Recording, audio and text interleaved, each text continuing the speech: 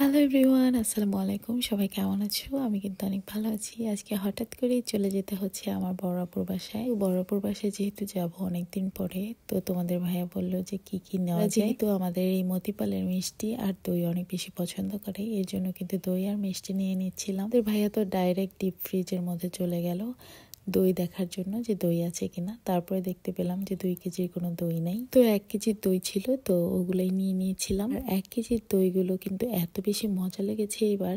তারপর কিন্তু ও মিষ্টি নিয়ে নিচ্ছিল, আর মিষ্টি দেখার সাথে সাথেই তো ওর খেতে মন চাইতেছিল।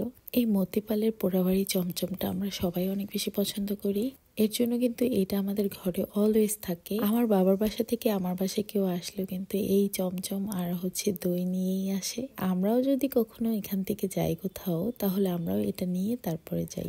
যেহেতু আমরা সবাই এটা পছন্দ করি, সো এটা নেওয়ার পরে কিন্তু আমরা সবাই মিলেমিশে খাই। আর এখানে দেখো, তোমাদের ভাইয়া প্রথমে একটা টেস্ট করতেছিল, কেনার সাথে সাথে কিন্তু এরকম করে টেস্ট করা অনেক বেশি মজা, তো আমাকেও একটু দিল। আমি অনেকক্ষণ যাবতীয় ওর কাছে চাইতেছিলাম, তো বলতেছিল যে আচ্ছা ঠিক আছে, একটু ওয়েট করো, আমি খেয়ে নেই একটু।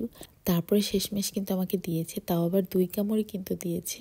এরপরে কিন্তু আমি চাচ্ছিলাম এই রসমালাইটাও নিতে, ভাবলাম এত কিছু নিয়ে যাব কিভাবে, তারপরে কিন্তু আর রসমালাইটা নেই। আর এই রসমালাই নিলে আমাদের একটুও পোষাবে না। এরপরে কিন্তু আমরা বাস স্ট্যান্ডে চলে আসলাম। আজকে কিন্তু জাইনের দাদুকেও সঙ্গে করে নিয়ে যাচ্ছি, কারণ আমার শাশুড়ি বাসায় একা একা বসে কি করবে এটা ভাবতেই আমার ভালো লাগছিল না, তো তাকে টেনে টুনে নিয়েই যাচ্ছি। বলতেছি কষ্ট হলেও আজকে আপনার যেতেই হবে। জাইনের দাদা যেহেতু যাচ্ছে না, তার তো খুবই মায়া লাগছিল জাইনের জন্য। তারপরে কিন্তু এই চিপস আর আইসক্রিম কিনে দিয়েছিল, কারণ জাইন এগুলোই খেতে চাচ্ছিল। তারপরে কিছু করার নাই, ও এগুলোই নিয়েছে। এখান থেকে তার যা চয়েস হয় তাই নিতে বলেছে, তার জন্য কিন্তু তার পছন্দ চিপস আর কাপ আইসক্রিম নিয়ে নিয়েছে। ওর দাদার মনটা তো খুবই খারাপ লাগছে, কারণ বাসাটা পুরাই ফাঁকা হয়ে যাবে, আমরা সবাই চলে যাচ্ছি, ওর দাদা বাসায় একা একা থাকবে। কি করার বলো, বাসায় তো এত কাজ, সেগুলো রেখে ওর দাদাও যদি আমাদের সাথে চলে আসতো, তাহলে তো বাসার কাজগুলি লস হতো।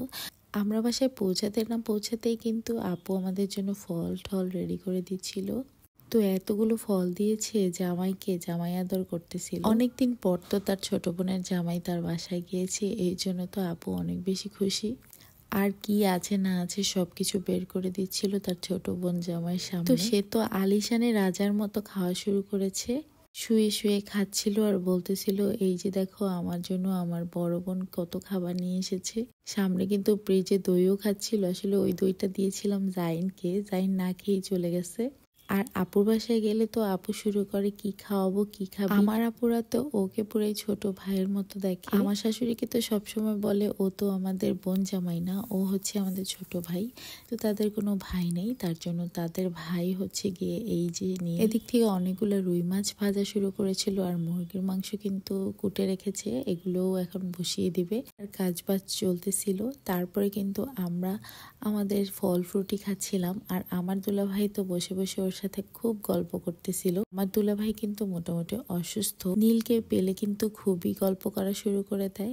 আর মেজো বোনও কিন্তু আসছিল, সেও চলে গেছে। তারাও বলতেছিল তাদের বাসায় যেতে, তো এখন আমরা কোনো জায়গায় যেতে পারবো না। আপুকে বললাম তোমাদের সাথে দেখা হয়েছে, এটাই অনেক বেশি। দেখো তো এখানে আমার ছেলে আমার ফল কাটা কিভাবে দেখতেছে।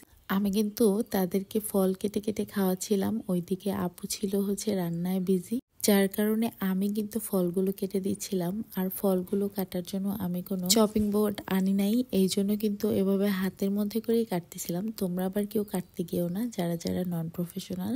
আমি তো কাটতে কাটতে অভ্যস্ত, তার জন্য এভাবে কাটছিলাম। আর জাইন তো প্রচুর মনোযোগ দিয়ে দেখতেছিল যে আমি কিভাবে ফলগুলো কাটতেছি। সে আমার কাছে বায়না করছিল যে সেও আমার কাছ থেকে নিবে, ছুরিটা নিয়ে এই যে কমলাটা ওনার হাতে, সে সেটা কাটবে।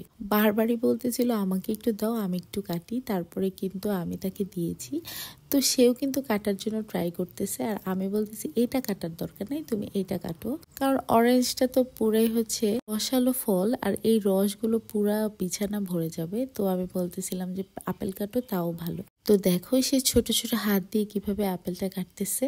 আমি তো ওর দিকে বারবার তাকাচ্ছিলাম যে আবার আঙ্গুল না কেটে ফেলে। তারপরে কিন্তু আমার দুলাভাই আর আমার হাজবেন্ড তারা দুইজনই খাচ্ছিল। আর এখানে এই ফলগুলো দিয়েছি, আবার ওই পাশে কিন্তু আমার শাশুড়িকে ফল দিয়ে এসেছিলাম। তারপরে কিন্তু আমরা চা বিস্কুটও খাচ্ছিলাম। আসলে কি আমরা একটু বাইরে বেশি ঘোরাঘুরি করি, এই জন্য রান্নাবান্না করতে লেট হয়ে যায়। এই হাবিজাবি জিনিসগুলো খেয়ে কিন্তু আমরা আমাদের মনটাকে সান্ত্বনা দিচ্ছিলাম। তো চা বিস্কুট খাওয়ার পরে মিষ্টি খাওয়ার ক্রেভিংস চলে আসছিল। তারপরে কিন্তু আমি আবার মিষ্টির কাছে চলে গেলাম। আপুদের বাসায় যাওয়ার পর থেকে কিন্তু আমরা খাওয়ায় একদমই মগ্ন ছিলাম। আর এই দেখো আমি মিষ্টিগুলো কিন্তু খাওয়া শুরু করে দিয়েছিলাম। কোনটা রেখে কোনটা খাবো এটাই বুঝতেছিলাম না। তো এই মিষ্টিটাও অনেক বেশি ভালো লাগতেছিল। মিষ্টি খাওয়া শেষ হয়ে যাওয়ার পরে আম্মু আর শাশুড়িকে নিয়ে নিচে গেলাম। বললাম যে এটার পাশেই হচ্ছে রাজার বাড়ি আছে, চলো আমরা যেয়ে দেখে আসি। তো আমরা বেড়াতে এসেছি, বসে থেকে তো আর লাভ নাই। যেহেতু আপু রান্না বান্না শেষ করতেছে, তাহলে চলো আমরা ঘুরে আসি। এখান থেকে কিন্তু আমি আমার মাদেরকে নামাচ্ছিলাম। তো ঘুরতে যাওয়ার যে ব্লগটা সেটা তোমাদের সাথে পরে শেয়ার করবো, তা না হলে এই ব্লগটা অনেক বেশি বড় হয়ে যাবে। সো এখন বিদায় নিচ্ছি, আল্লাহ হাফেজ।